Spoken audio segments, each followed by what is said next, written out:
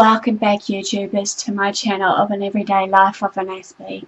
As you're fully aware right now, I'm doing more of the mental health awareness series right now, based on basically earlier on the piece was basically PTSD. Now I'm going on about the social anxiety series, and what it will cover basically is more that is entailed after doing my research. So I humbly apologise, as I said, it might take a bit of a while, but bear with me, as we know that it does take a while to obviously, you know, regenerate and actually process what we need to do.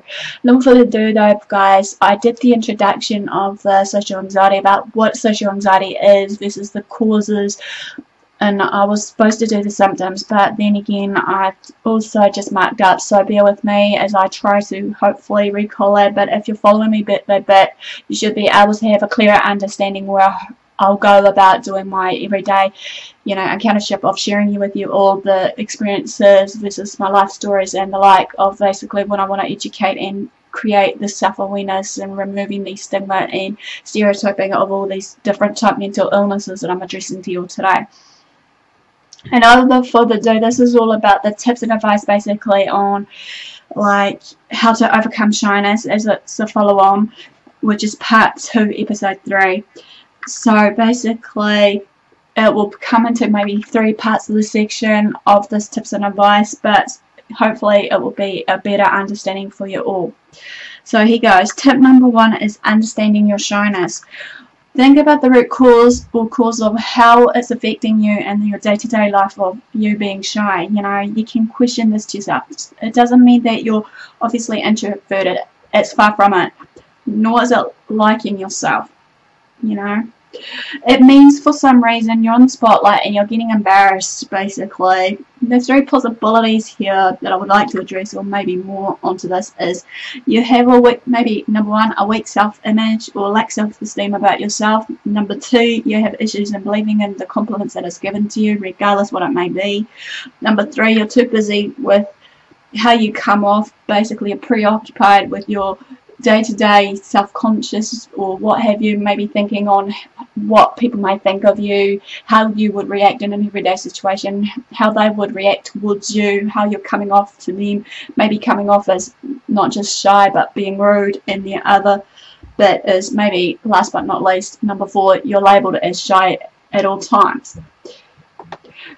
And no further ado though, basically, also tip number 2 is accepting your shyness and be comfortable with it. Yes, it may be hard for some of us to actually follow this tip, but we could always affirm or say to ourselves basically, yes, I'm shy and I shall and will accept this. Tip number 3, figure out what's triggering off your shyness. This is an important factor here. You could write a list and focus one at a time, basically, of all these triggers, from the least things of making you anxious to the most of the things that's making you anxious. Conquer your list one baby steps at a time, or one by one, from those triggers that are causing you to be shy. Take it at your pace, but then again you can push yourself, however, and believe in yourself that you can and overcome this. Affirm it, act upon it, however. Basically also, you know, when you're figuring out your triggers, the best way about it is, you know, to ask yourself some of these questions. Do you become shy when you're in front of the new audience, basically? Maybe when learning a skill, do you feel shy then?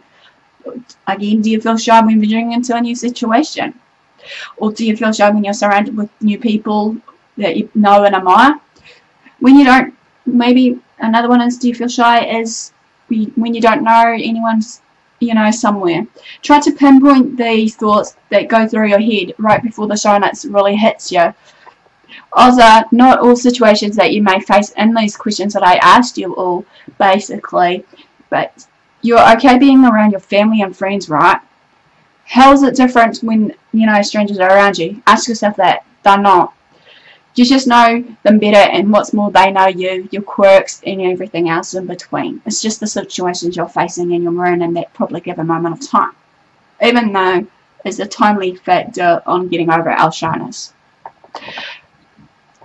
Tip number 4, for tip number 4, part 1, make a list of what makes you feel anxious. Again, that goes in basically the triggers, basically, you know, or even, shall we say, for these situations. Again, order them from what makes you the least anxious to the most, maybe, you know, and focus on those. When you put these into terms here, you then can actually tackle it one by one. Again, baby steps. Again, basically just go about it and affirm, you know, and then maybe question yourself to this, you know, make it as concrete or strong as possible for yourself about talking in front of people. Could that be a trigger for yourself? But then you need to be more specific though. Talking in front of those people who have more authority over you than you do, talking to those who you may find attractive, does that make you shy? The more specific you are, the easier it will become to identify the situation and work through it, like yes it is for your triggers. Part number 5, obviously, is conquering these lists. Once you basically have a list of maybe some everyday scenarios, situations, as well as the triggers in place, so I can work through them one by one. The first few may be easier situations that can build up your confidence so that you can continue moving forward to more difficult situations and lists. Basically, again, take it on your own pace, but make an effort to push yourself. Part 2 is all about conquering your mind of overcoming your shyness. Okay, so number 1 in this is maybe we can use this as a cue to us. Again, it's all about whatever is triggering us inside that about the shyness, you know, because we perceive it as a trigger for shyness. For example, imagine our mindset or our feeling of being shy basically as a computer program. You know, once that program has been interrupted or corrupted, it behaves in a similar way how we have been programmed before, you know, interrupts or corrupts the file system. Simply, our mind is obviously based on that category as a computer program. Basically, you know, maybe you can think way back to maybe what has triggered it, be it an example, fear of heights, basically, or, you know, sooner similar that we probably have that fright response basically on the way of how we say it. You know, we want to run away or, you know, avoid that danger zone basically, or just avoid the everyday situation. But again, more on this a bit later, or just earlier in the piece about the shyness on how it reacts to. You know, another one is basically dangerous animals. But bear in mind though, however, with certain stimuli, our reactions are, you know, by default, meaning what we perceive them in the first place may react in a way which comes out naturally to us by default. And this reaction could be flawed. And another thing is basically though, like, in the same way when shy people see people stimulate, your natural response is shyness. The truth is that we can change this response by reprogramming our mindset. Some of those ways are as follows, maybe to follow through. Number 1, questioning yourself and checking the validity of your reasons. For example, it's essential that you practice speaking in public to really overcome the problem of your shyness. You know, try to see the shyness as a cue to push yourself harder, you know, and to do the opposite of what you've been doing when you felt shy in the first place. When you feel shy in public, you probably leave another, you know, quiet place because this has been your default reaction for so long, but this time when you feel shy, you push yourself and do the opposite, i.e. talk to people. Yes, you feel extremely uncomfortable, that's normal. And then sometimes you may have some negative thoughts in your mindset as well as self-doubt. But again, see these emotions as your trigger to push yourself forward and then push yourself harder.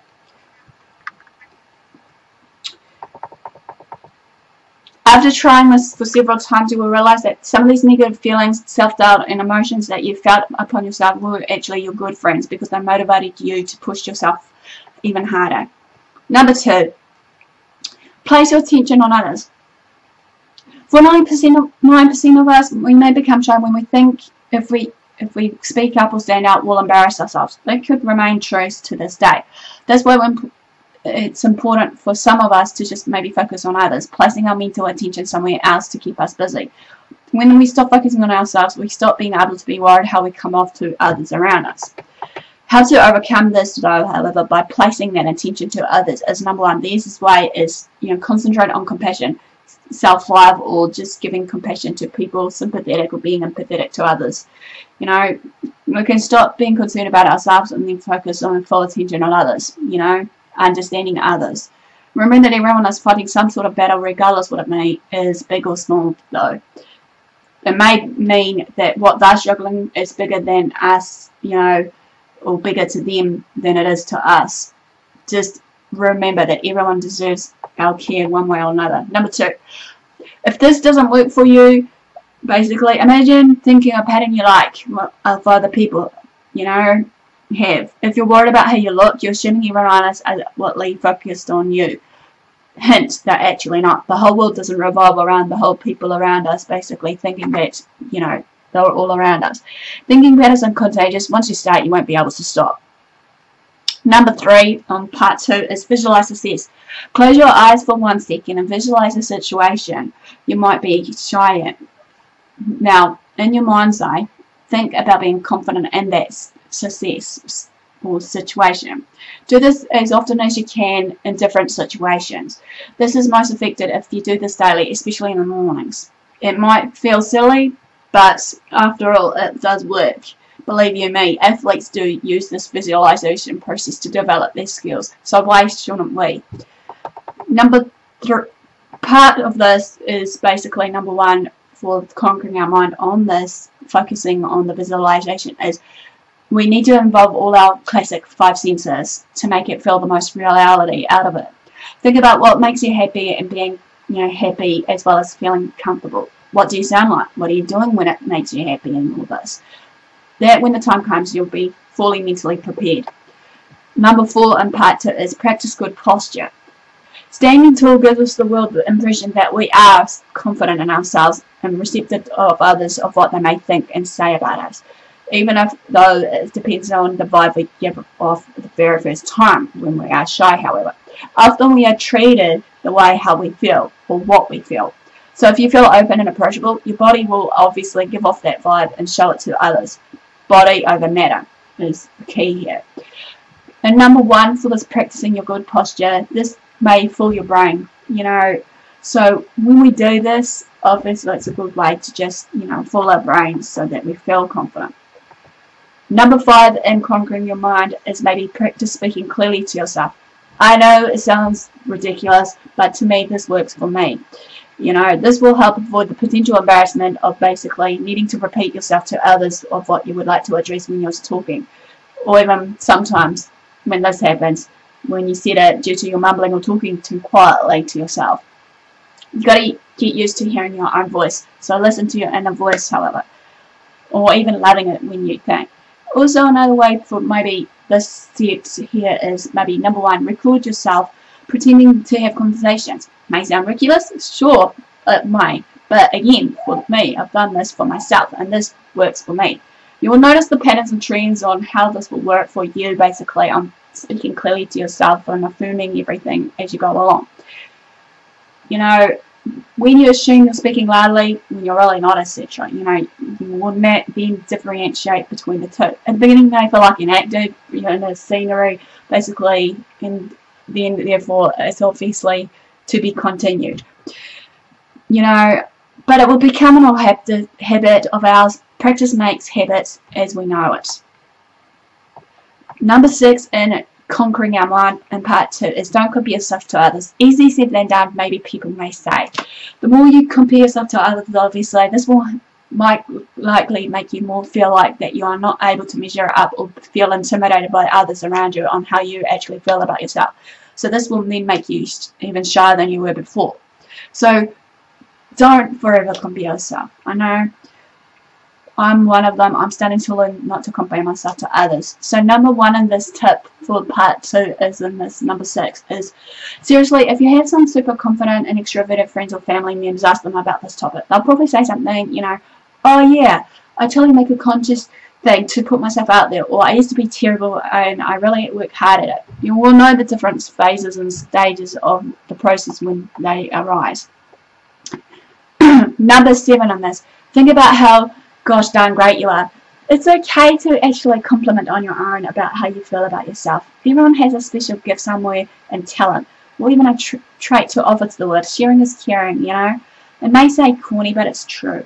Think about what you know, what you can do, and what you have accomplished, and maybe share it with others around you, you know, rather than fixating on how you really look and sound or dress and actually fit into the world. It's okay to be different, you know, as I said before. Keep in mind that everyone in this world is beautiful people. They have something about themselves, although, and something in their life that they may not like. There's no particular reason why you are the problem, though, or your problem should make you shy, while their problem doesn't make them shy. Think about it for that one clue thought. Number 1 on this, when you concentrate on this, you realize that you have plenty to offer in any group or situation. Your resources and skills are needed to improve any issue, conversation, or circumstance that arises in any time frame. Knowing this, though, however, will obviously go a long way, and you will feel more inclined to speak up and stand up for yourself. Number 8, identify your social value and strengths. Just because you're not the alpha in the room doesn't mean that basically you're weak, however, when it comes down to basically, you know, being shy. Having the most booming voice or getting the party started doesn't always mean you lack social strengths, however, also. Question yourself these for a minute. Are you a great listener? Do you have an eye for detail? Is it possible that something that's not even occurred to you, you sit back for a second? Are you better at observing than most of those around you? Most probably you are. For this, bear in mind though, your strengths can give you an advantage. If you're a great listener, you'll probably be able to see when someone has a problem and needs to vent a little in this given circumstance, they are the one that needs you. There's nothing threatening about that situation. So ask them what's up. You notice they steaming at the ears a little bit. Can you lend an ear of yours or a shoulder to lean on when they want to cry? Another situation or scenario is in every social group, all the roles need to be fulfilled. So there is every role in the group when it comes down to being shy and everything else in that group. You can be introverted, extroverted, and the like. You have a place even if you don't sit. No one is better than any other. You know that you have your values and morals, whatever it may be. Complete that, you know, group dynamic. Number 9. Don't get too caught up in the label mentality of you being, you know, shy or whatever other label that maybe many people will address to you. For the record, popular people ain't always happy, aren't they? Extroverts aren't necessarily popular by being happy as well. Or shall we say, happy and shy people aren't necessarily introverts, unhappy or cold and aloof. Just as you don't want to be caught up in these labels, however, don't take them on until, or just label them as someone else's, you know, label. You know. Part 3 of this is of conquering your shyness, overcoming it, is conquering social situations. Yes, many people, you know, fear that. But number 1 on this is get informed. If you are attending a patio next week, it's a good idea maybe to prepare yourself for some hot topics you can think about to talk about to break the ice with people. You know, just find something, you know, maybe in the newspaper or something. Just practice it and practice some icebreakers. You know, again, it goes revolve around back to what I said about practicing, you know, talking to yourself, you know, building yourself up. You're not here to impress anyone here, however, when you're in thorough and in-depth knowledge, you're simply just wanting to engage and join in. Obviously, people that are shy obviously wants to join in the conversation. Others aren't looking to be judged or handed into their opinions. So keep light and friendly. A simple maybe statement could say, man, I wouldn't want to be in bonus shows, can keep the conversation from hitting us to a standstill. Keep the conversation going, obviously. Number 2, think of the conversation in stages. Yes, every conversation has come into different stages, be it, you know, you're the converser and there's a listener and all that. Social interaction can be simplified to a point though, however, when you get down to the basic steps and internalize them, you'll be ready to go about the conversation onto autopilot, which is then a lot less stressful for us. Think about all the conversations maybe in 4 stages here that I'm going to address to you. Number 1 in it is a simple opening line is always good for small talk at its finest. Number 2, doing the introductions, which is self-explanatory here. Number 3 in this stage is finding some common ground, some topic you can both talk about, something that maybe you have a similar interest to, or maybe not interested to engage a discussion on different viewpoints of what, you know, you believe in and all that. Stage number 4 is closing one party, informing the other of their departure, and summing up, possibly exchanging information. You know, for example, therefore, you know, concluding your conversation with that particular person that you're in that group. Well, it was great talking to you. I never thought about what Waltz had on this way. Here's my card, let's chat again soon. Or here's my cell phone number, let's chat again soon. Number 3, start a conversation. Remember that, for example, you could say, remember that awesome project you completed? That mountain you may have hiked up? That illness you overcame? If you can do all those things, this conversation will then be a piece of cake, piss easy. A random comment about something you two will share off will be maybe, this done best is late, or just gotta have faith that the coffee is coming, or did you see Mr. Bossman's tie today? You know, holy hell, we'll take it from there. But in number 1 of that, starting the conversation, add a detail to the basic statements. If someone asks you where you live, it's easy for the conversation to stop and it'll super awkward, feel like you've failed a dead halt, or, you know, pause, or better still, social awkwardness or social quietness. Instead of saying on Jump Street, say on Jump Street right next to that awesome bakery. That way the person has something to comment on, keeping the conversation going. So it's always keeping the flow of the conversation going. So reply something like this. Oh, cool. They'll say, oh my god, have you tried their chocolate croissants? Number 4 in part 3 is warm up. If you're at a party, you can have the same exact conversation over and over again. Hit one up, or 2 people up at a time maybe. Practice the same social pleasantries and platitudes that you had until you've got it and practically become noisy out in it. Then move back to the people you really enjoyed talking to. It's okay to maybe dislike a few people here and then when you do social interact with people when it comes down to your shyness, you know. We have a choice of how we want to be social engaged. But number 1 on this warming up stage is start off quickly. Each conversation only lasts a few minutes. This will take the pressure off you and probably make you feel less nervous. But again, you got to differentiate the awkwardness versus the nervousness versus the shyness versus social anxiety, as I mentioned before earlier in the piece. When the end is 120 seconds away, it's not that scary. Then you can focus your time and energy on those you like to be friends with. Really, it makes the most sense for your time and resources, however. Number 5, look and act approachable. Convey an open, friendly attitude with your body language. Body language is key here. Make sure to keep your arms uncrossed, your head up high, your hands not in being preoccupied, arms crossed, showing that you're not interested of that opposite approach. No one will talk to you if you're buried in a game of Candy Crush, however, or maybe buried in a phone, you know. They're just being polite. For this, though, however, number 1, think of the people you wouldn't want to approach. What do their bodies and face tell you? Now think of the people you want to approach. Again, read the body language and cues.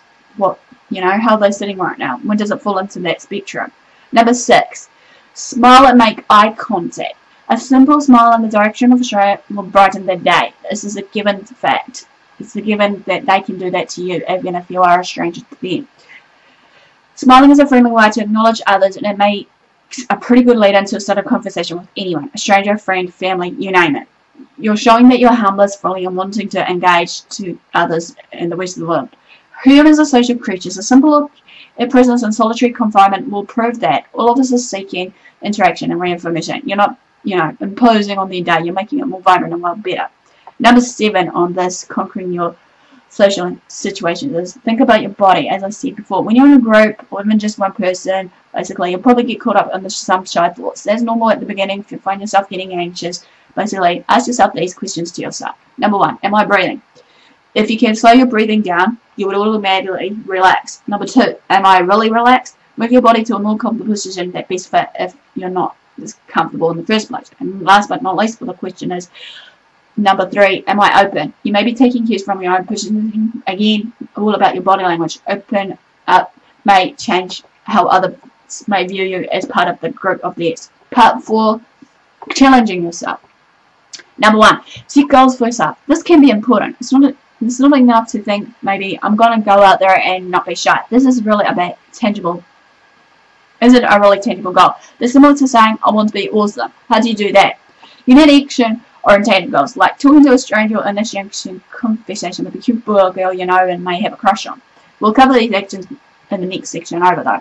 But first and foremost, focus on a small daily accomplishment and then gradually become more daring. Even asking a stranger from time to time can be a daunting task. Don't write off these small chances as no big deal. You can work up talking in front of huge crowds in a bit, so slow down. Number 2, find out what's comfortable for you. Shut up. Mushing at a rave or drinking all night long at a club may not be for you. That has nothing to do with shyness. If you'd rather be trimming your grandmother's toenails, listen to that. Don't try to conquer your shyness in environments you straight up can't stand and won't stick. To be in a mind boat, you don't have to be doing everything thing everybody else is doing. Just be comfortable in your own skin, however. You know, you're not, and if you do, you're not going to stick with it, and you're not going to find people who you like and are similar to you. Why waste your time? Everyone's different, and you know, everyone is different. Practice your social skills in social situations, be it wherever it may be, for example, at a restaurant, bar, coffee house, what have you. Number 3, practice placing yourself in a not so comfortable situation. It's important to try and get out of our comfort zone, however, basically, and get out of our comfort zone. Yeah, many people may argue this is not 100% true, but the more we can push ourselves out of our bubble, the better it can be for us. You know, just little baby steps, however. You know, so we don't want to be in the places we are hiding in the corner, pinching ourselves to numb the social pain, maybe. But you need to put yourself in environments where you're just a step or two out of your element. How else will you grow at this? Remember what I said about maybe, you know, doing your list of what you want to achieve, what you want to conquer. It could be making small talk with the CV's girl, stopping a person out on the street, you know, while you're catching a bus from time to time, or chit-chatting out to a guy to the next cubicle of yours if you're a guy. So, but the opportunities for conversations are always everywhere. Number 4, introduce yourself to a new person each day, basically. It's often easiest to talk with friends, at least briefly. After all, you may never see them again, so who cares about what they think about you, right? That guy down the street walking to the bus, try and make eye contact with them, you know, and smile. It literally takes 3 seconds of our day and our time. The more we do this, however, the more likely we'll find that people are receptive and friendly. Once in a while, you'll get the occasional freak who's paranoid and wonders why you're smiling at him or her. Consider him or her just fun to mess with. What's more, smiling makes people wonder why you're smiling. Now you're getting in their heads instead of the other way around. Number 5 in this of challenging yourself is put yourself out there. Talking to somebody you would not normally think about making a conversation with. Try to find people who you share one or more interests to, as I said before. Make plans to talk to them. At some point or another, you'll find yourself in front of a group. Chime in even in the most common statements or support someone else. Get involved. It's the only way you can grow and actually get out of your shyness. This will get easier over time, though. Everything's a timely factor. Remember how driving or riding a bike was hard at first when you were a little kid, or when you were a teen riding that car? It's the same way when you're social, engaging, interacting with others. You just haven't had a lot of practice. After a while, you'll be there, done that. It's a no-brainer. Number 6, record your successes and keep on going. This is obviously similar to what I've been clearly addressing all the time. In that notebook, you have your social triggers listed. Write down your successes while you have been focusing on those triggers. Seeing that progress you've made is a great motivation for you, or for us, to keep us going. In a few weeks, you'll be amazed at the control you're taking over for this. You know, you're removing it in your mind, basically. You know, why are they looking at me? How am I going to look? How am I going to speak? Blah, blah, blah. And the list goes on. You know, there is no timeline for this. For some people, it won't happen until a light bulb might click in. All of a sudden, they will get it, though. For others, it's a slow path that takes maybe 6 months, a year, whatever. However long it takes, though, obviously it will vary from person to person. Trust in yourself and you'll get there. Well, basically, this ends, you know, episode 2, part 3 of overcoming shyness. Basically, give me the like for thumbs up for support, basically. Also, subscribe to my channel, basically, if you need to, basically. And also, you know, follow me on Twitter, Facebook. You know, private message me if you need to. You know, until next time, love what you do, you love, and I'll see you all again soon.